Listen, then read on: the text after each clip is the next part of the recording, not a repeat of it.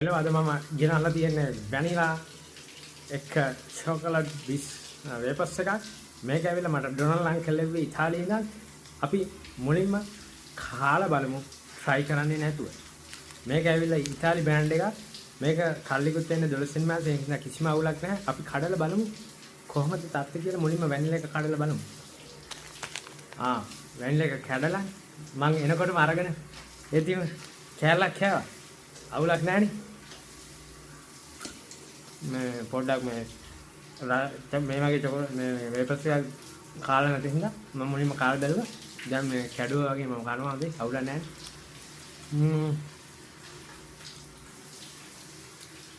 ඒක සුපිරි රහක් වෙනවා. චීස් රහකුත් වෙනවා මට.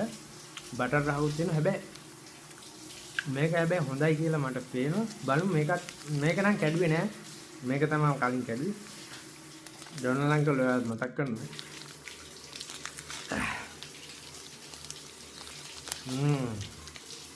වේපර්ස් කවදා කාපු වේපර්ස්ද මේක ඇවිල්ලා මේ දැක්කද?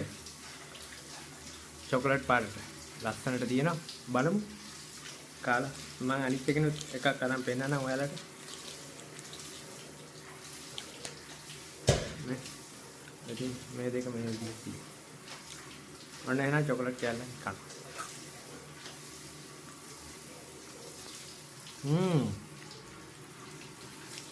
ඒක නිකන් මේ චොකලට් වගේ තිබුණා පොඩි තිත්ත ගතියක් එනවා.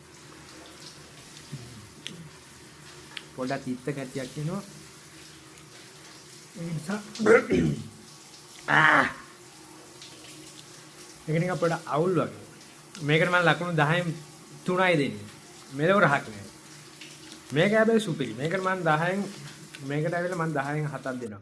ඔයගොල්ලෝ ගන්නවා නම් මේක ගන්න. මේ චොකලට් මේක ගන්න එපා. මේක ඇවිල්ලා සුපිරි. මම මේකට 10න් 8ක් දෙනවා. 8ක් දෙමුනේ. තව කන. එහෙනම් ඩොනල්ඩ් අංකල් ගොඩක් ස්තුතියි අපිට මේ වේපර්ස් එක එව්වට මේ රිවිව් එකට මම ඔයාලට ආයි මේක එවන්නම් ඉතාලියට. එහෙනම් ගොඩක් ස්තුතියි මගේ රිවිව් එක බැලුවට. ඊට පස්සේ හෙට සුපිරි රිවිව් එකක් ගේනවා. ඒකෙන්ද ෆලෝ කරලා තියාගන්න. හරිද? එහෙනම් මං යනවා. රැවුලා පේජ් එක දැම්ම ෆලෝ කරන්න. ෆලෝ කරලා නැත්නම් හෙට සුපිරියක් කනවා මම.